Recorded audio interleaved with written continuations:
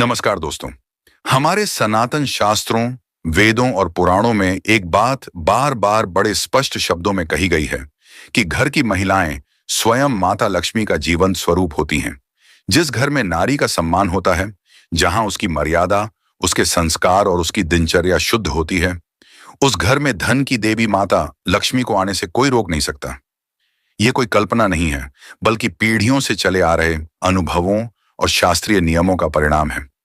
आज मैं विशेष रूप से उन माताओं और बहनों से यह बात कह रहा हूं जो प्रतिदिन सुबह जल्दी उठकर अपने घर के मुख्य द्वार की देहरी पर पानी डालती हैं, झाड़ू लगाती हैं और पूरे मन से अपने घर को सहेजती हैं। अगर आप भी उनमें से एक हैं, तो आज की यह कथा आपके लिए बहुत महत्वपूर्ण है। आज जो 4 नियम मैं आपको बताने जा रहा हूं, अगर आप इन्हें अपने जीवन में उतार लें, तो यकीन मानिए, इस संसार का ऐसा कोई कार्य नहीं बचेगा जो अटका रह जाए। ये 4 नियम कोई कठिन व्रत नहीं है, कोई भारी भरकम पूजा नहीं है और न ही किसी महंगे सामान की आवश्यकता है। ये नियम इतने सरल हैं कि हमारी दादी नानी इन्हें बिना किसी किताब के जानती थीं और रोज निभाती थीं। लेकिन आज की तेज जिंदगी में हम इन्हें भूलते जा रहे हैं और उसी के साथ हमारे घरों से सुख समृद्धि भी धीरे धीरे फिसलती चली जाती है। दोस्तों, ये बात हम सभी बहुत अच्छी तरह जानते हैं कि जहां माता लक्ष्मी का वास होता है, वहां कभी धन धान्य की कमी नहीं होती। उस घर में पैसों की तंगी नहीं रहती, परिवार कर्ज के बोझ में नहीं दबता, आपसी रिश्तों में मिठास बनी रहती है और जीवन में आने वाली परेशानियां खुद ब खुद रास्ता बदल लेती हैं। इसके विपरीत, जिस घर से माता लक्ष्मी रूठ जाती है, वहां उनकी बहन दरिद्रता लक्ष्मी अपना डेरा जमा लेती है और जहां दरिद्रता का वास हो जाए, वहां जीवन धीरे धीरे बोझ बन जाता है। घर में बिना वजह तनाव रहने लगता है, छोटी छोटी बातों पर झगड़े होने लगते हैं।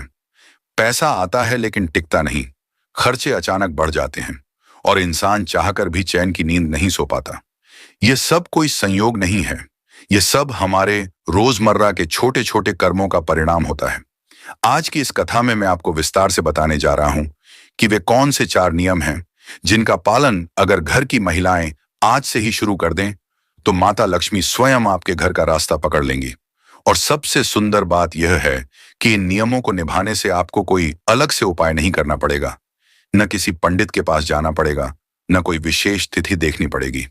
अक्सर लोग सोचते रहते हैं कि हमारी मनोकामना पूरी हो जाए तो हमें यह व्रत रखना पड़ेगा, वह उपाय करना पड़ेगा, यह दान देना पड़ेगा। लेकिन सच तो यह है कि अगर आपकी दिनचर्या ही शुद्ध हो जाए, तो बिना किसी अतिरिक्त प्रयास के ही आपके बिगड़े काम बनने लगते हैं। अब दोस्तों, यहां एक बहुत गहरी बात समझने की है। माता लक्ष्मी प्रतिदिन आपके घर आती हैं। जी हां, प्रतिदिन। शास्त्रों में साफ साफ लिखा है कि माता लक्ष्मी ब्रह्म मुहूर्त में पूरी पृथ्वी पर भ्रमण करती हैं। वह हर घर के द्वार तक जाती हैं, हर देहरी को देखती हैं, लेकिन वह हर घर में प्रवेश नहीं करती।